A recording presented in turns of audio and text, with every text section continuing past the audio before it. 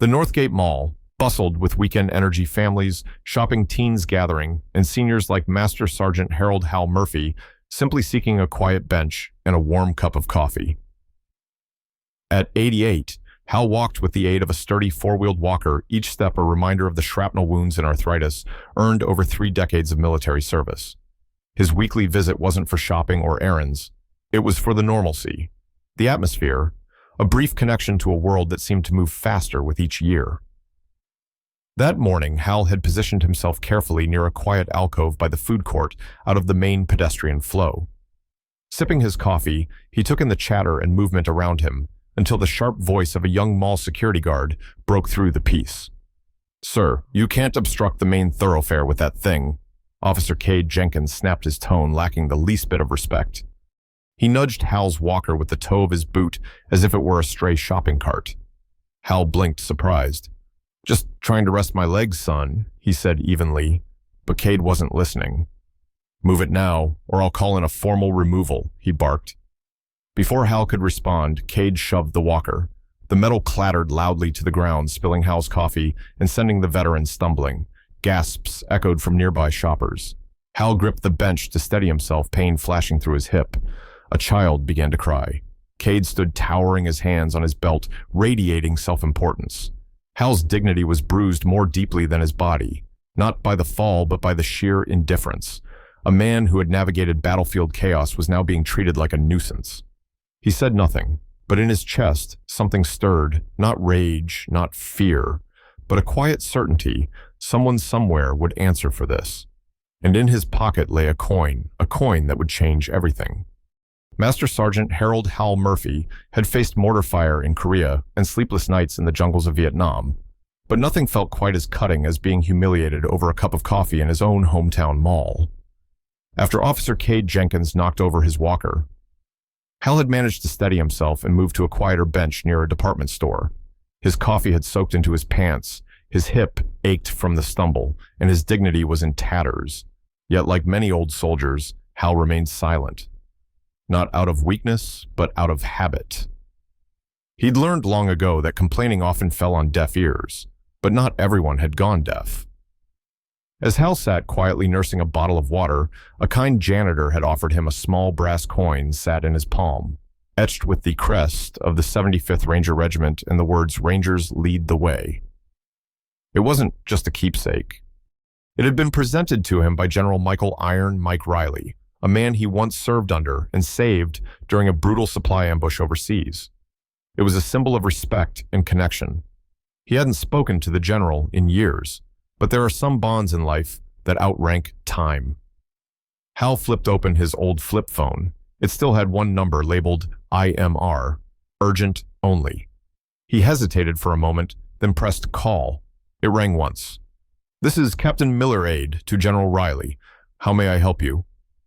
Hal steadied his voice. "This is Master Sergeant Hal Murphy, retired. I need to speak to General Riley. It concerns a matter of personal dignity and public insult."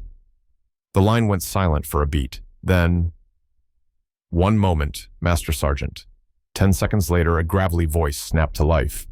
"Hal, what's going on?" Hal explained. He left out the emotion. Just the facts, the walker, the coffee, the shove, the disrespect. General Riley didn't interrupt once.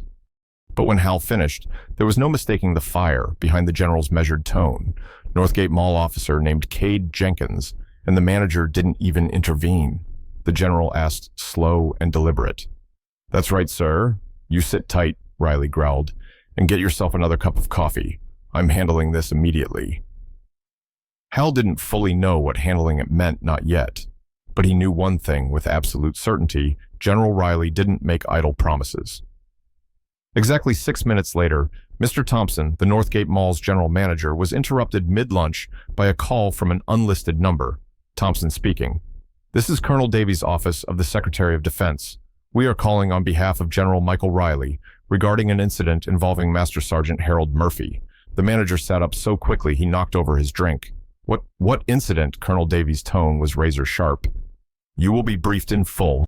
But understand this. The general is expecting a resolution within the next 30 minutes. That includes a personal apology, disciplinary action, and visible respect shown to Sergeant Murphy. Or General Riley will begin placing calls to the media, to veterans organizations, and to the chairman of your parent company's board. Thompson was already out of his chair before the line went dead.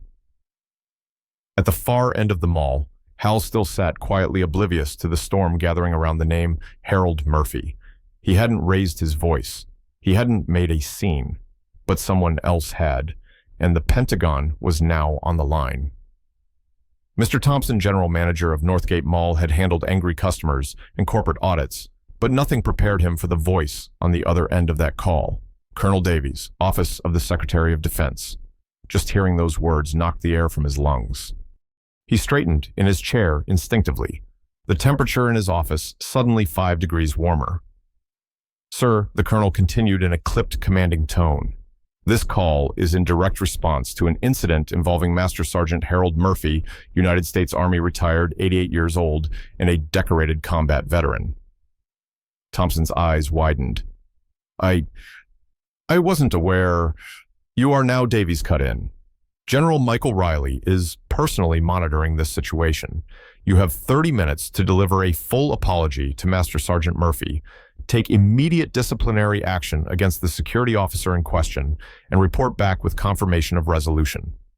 The general has also informed several national veterans organizations and media outlets that he may be issuing a public statement depending on your response." The line went dead. Thompson stood, frozen heart hammering. Within seconds, he was out the door shouting for the head of security like a man on fire. "Where's Cade? I need him now."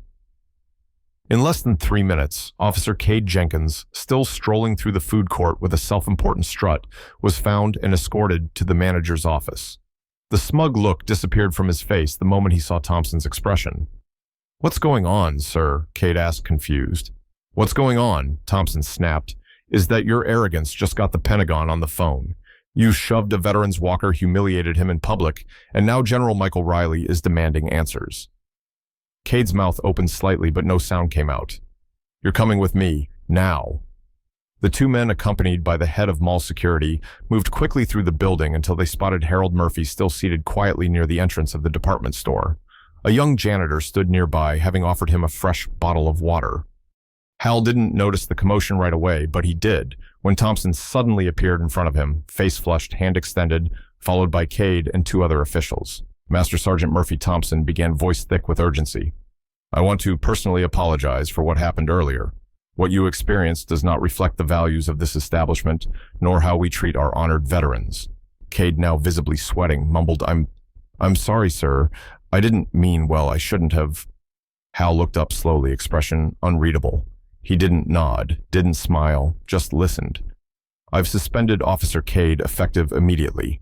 Thompson continued. "He'll be undergoing full retraining, and we're overhauling our entire approach to accessibility and respect for our elder patrons starting today." Hal exhaled quietly and gave a single nod. "Good," he said simply. "We'd also like to offer you a full apology luncheon and cover the cost of any damages.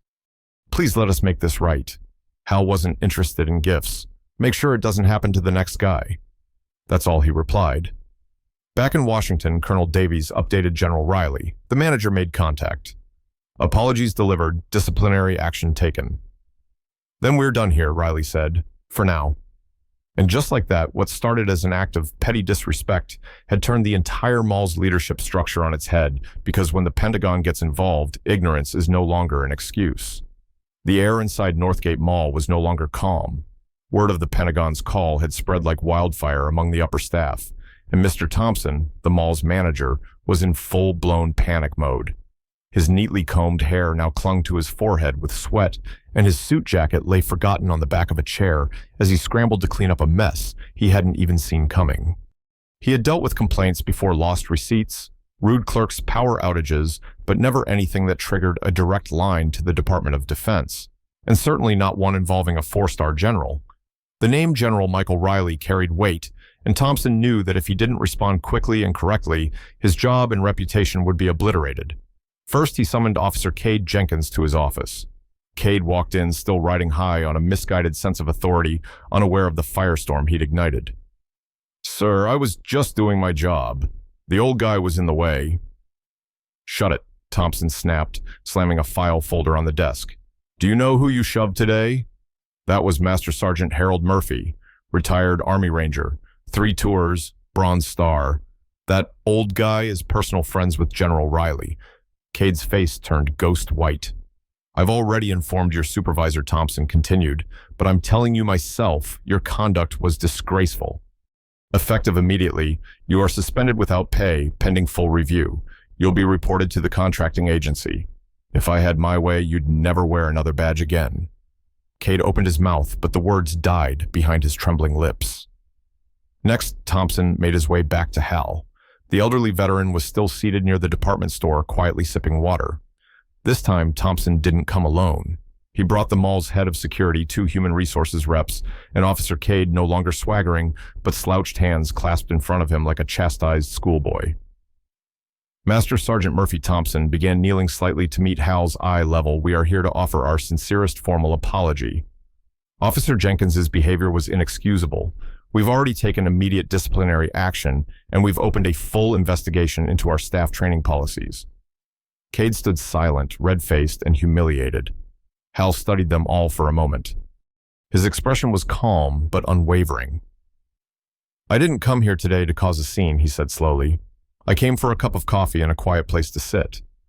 What I got instead was a reminder of how easy it is for some folks to forget what respect looks like. Yes, sir, Thompson said, swallowing hard. That's on us. We've also coordinated with the national security firm, the head of HR added. Officer Jenkins is being removed from the premises and will be placed under probation pending mandatory retraining and possible termination. Hal nodded once. I'm not looking to ruin a young man's life, but I am asking that the next veteran who walks through these doors gets treated with dignity, not suspicion. You have my word, Thompson replied. When the meeting ended, Hal stood slowly, his walker steady beneath his hands. This time, instead of being seen as a problem, he was escorted like a guest of honor because finally people understood who he was. And more importantly, what he represented. Later that afternoon, as Master Sergeant Hal Murphy made his final lap through the Northgate Mall, something remarkable happened. Every staff member he passed, janitors, clerks, security guards, and even the barista who made his fresh coffee, stood just a little taller. A few nodded in quiet respect. One young man from housekeeping even stepped forward and offered a firm handshake. Thank you for your service, sir, he said softly. Hal smiled, not out of pride, but out of something deeper reassurance that perhaps the lesson had landed. What happened that day wasn't just about a walker being knocked over or an apology delivered. It was a wake-up call for everyone who witnessed it, a sharp reminder that some people carry decades of sacrifice in their silence. That dignity isn't measured by age or mobility, but by resilience, by the miles walked, and the burdens borne in quiet service. The Pentagon didn't intervene to prove power. It acted to restore honor. To remind a nation that how we treat our elders, especially our veterans, says more about us than any speech ever will. Never underestimate the quiet man with a walker. Behind him may stand the weight of a grateful nation and the memory of lives defended. If this story moved you, if you believe respect isn't just earned, but owed, drop a comment below and tell us about a veteran who impacted your life. And if you believe that honoring service is more than just words, subscribe to this channel for more stories that defend dignity and celebrate the heroes walking among us every day. Because sometimes the quietest footsteps leave the deepest marks.